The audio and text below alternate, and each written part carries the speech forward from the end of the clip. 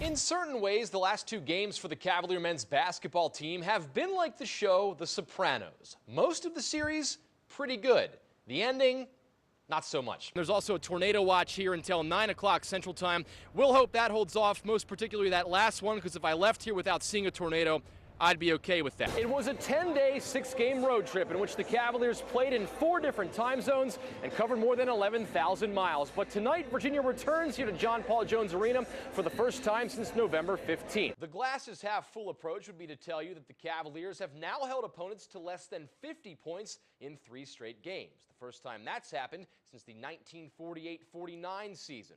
Well, true, that's definitely not what Tony Bennett's team is focusing on today, following a win in which the Cavs, quite frankly, get lucky. For most people, Hawaii is a popular vacation destination where one can get some sun, take in some sights, and maybe even do some hula dancing. But you probably won't find former Cavalier DeBrickashaw Ferguson donning any straw skirts during his time on the island, as the all-business New York Jet is headed to the Pro Bowl. The coach for the Highlanders is Brad Greenberg. He's the brother of Hokies coach Seth Greenberg. The Cavaliers beating Seth's Virginia Tech Hokies on Sunday night and will look to make it a sweep over a family of Commonwealth rivals here tonight. Saturday's win over Miami marking Virginia's first victory over a ranked opponent since October 25th of 2008, when they beat Georgia Tech on the road. The players, however, say they don't look at the number next to the team's name. They're just concerned with getting a victory. Things not looking so good for Virginia on Monday as the Cavs blown out by Washington by 43 points. But Tony Bennett's team bouncing back against Oklahoma, and tonight with a chance to leave Hawaii as the 5th-place team in the Maui Invitational. Will Sherrill and the Cavs looking to carry over from yesterday's win, and they'd see it early. This Joe Harris off the inbounds drains the 3. Cavs open the game on a 20-4 run. Wichita State climbs all the way back, though. Joe Ragland spots up, nails the triple. Shockers come back to take the 35-31 lead at the break. Early second half, nice look here from Mike Scott to John Tail Evans for the 2, UVA within 2, but the rest of the frame belonging to Wichita. The ball gets down to Garrett Stutz, just flips the ball over his head, in for 2, Shockers by 10, and then the kick out to Graham Hatch. Nothing but the bottom of the net right here gives Wichita State the 12-point advantage, and that's the way it stays. UVA falls 70-58. Mike Scott a double-double of 16 points, 10 boards in the loss. UVA just 9 for 28 from the floor in the second half. Virginia now 3-3 and will head to Minnesota on Monday. The Cavalier women about to embark on a pretty difficult stretch of their own. Virginia tipping off play tomorrow in the Paradise Jam on the Virgin Islands. The Cavs opening up a string of 4 straight ranked opponents against number 17 Iowa State tomorrow at 3:15. Debbie Ryan's group 3-1 on the year and topping Longwood the last time out.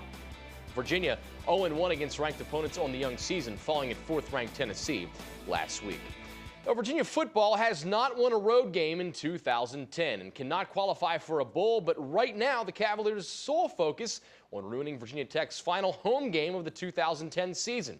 Mike London taking his squad down to Blacksburg on Saturday in hopes of capping off an up-and-down year on a high note. The Cavs have not beaten their arch rival since 2003 and have not won in Blacksburg since '98.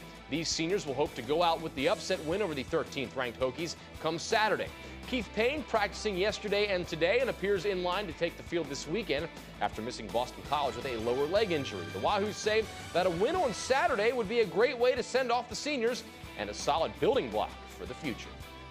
I'm very optimistic about where we are, where we're going. As for the Hokies, they enter fresh off a 31-17 win at Miami and locking up the Coastal Division Championship.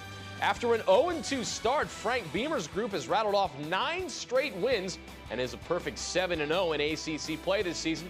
Tyrod Taylor leading the offense with 23 total touchdowns on the year, leading a Hokie unit that puts up nearly 35 points per game. Quarterback Jaron Hosley leading the nation with 8 interceptions. Despite the different seasons of each team, Beamer and the Hokies not taking the Cavs lightly at all. I think it's plenty competitive. I think there's a lot of respect between the two schools.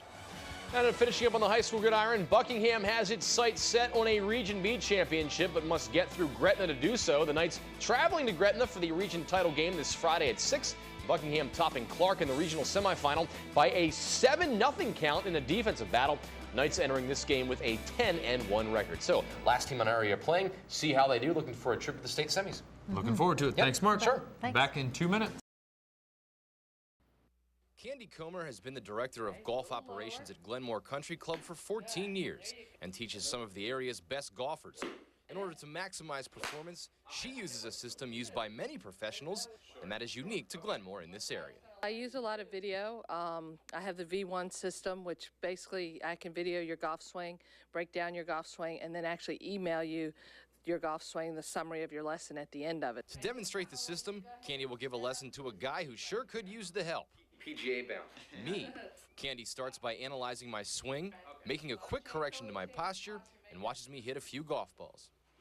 All of my activities are recorded by 3 different cameras and transferred to a computer. After the lesson, we head back and see just how good I really did. Candy even compares my swing to that of some of the PGA's best. Now watch Tiger's, how he's going to stay. He doesn't lift at all. Candy did not just get to this point overnight. She experienced quite a bit of success in her playing days and now looks to pass that down to others. I played for the University of North Carolina on a full golf scholarship.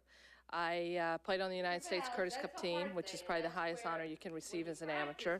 And I've played in 5 U.S. Opens, finishing 14th was my best finish. At the end of the day, she enjoys teaching the game of golf and is glad to have the tools to do it right. It's one thing for me to say it, but for them to see it, they'll believe it. So I would say I definitely have the latest and greatest technology. Well, to the high school ranks now, where Monticello's Sean Winfrey has stood out on the football field, as well as in many other areas. Number 54 on the Mustangs roster has come a long way, but in a sense that goes far beyond the gridiron. When you think about a talented, well-rounded student athlete, Monticello's Sean Winfrey is at the top of the list. He helped lead the Mustang football team to a state semifinal in 2008 and was second-team All-State as a defensive lineman.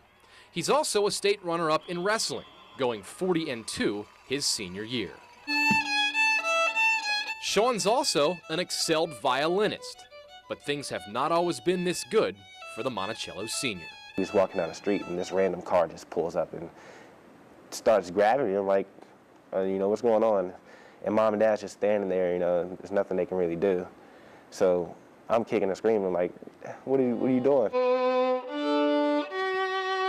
Winfrey was first put into foster care when he was 4 years old. 2 years later, he was returned to his parents, but was put back into the system by the age of 13. The first time was because they felt that my mom and dad weren't paying any attention to us. They felt we were neglected. They felt that we didn't have sufficient amount of food. The second time was because they argued and screamed, and I guess they just felt their environment wasn't safe for us anymore, so they pulled us from that environment. In all, Winfrey says he has been in 4 or 5 foster homes and says the potential was there for him to follow a path that so many in his circumstance had taken. I was starting to do things I shouldn't have been doing, getting into trouble, staying out late, getting into fights and whatnot.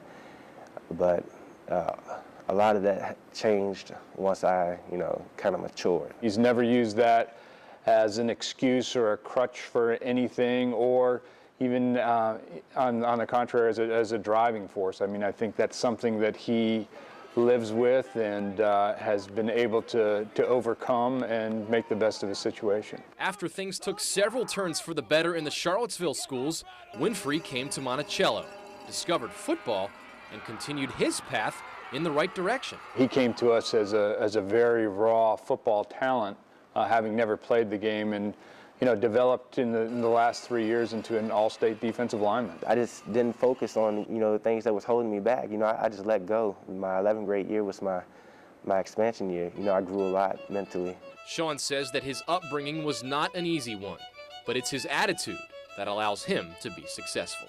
Focusing on negatives, it's not going to get you anywhere. Getting upset and mad at the world and doing that, it's not going to get you anywhere.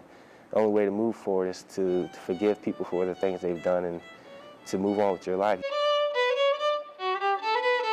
So what a privilege to get to sit down and talk to this incredible young man there. And Sean's going to continue his college career at Ferrum, where he will play some football. So congratulations to him, and definitely a great story there that a lot of people, I think, can take a lot from.